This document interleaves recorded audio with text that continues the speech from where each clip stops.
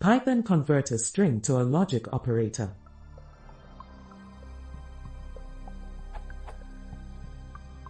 For example, if I have an expression like x equals true or true, if I evaluate in the shell, the result is true.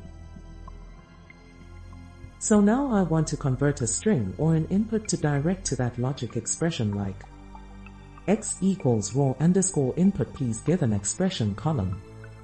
I know that the expression is a string, so how to convert that string to a logic expression?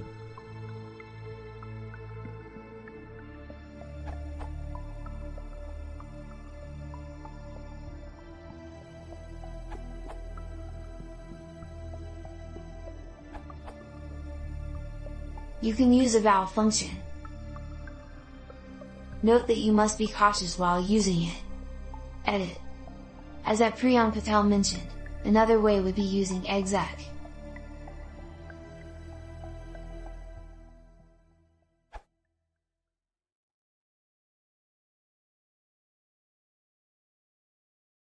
이 시황 대충 쓰나? 비례 걸기가 17.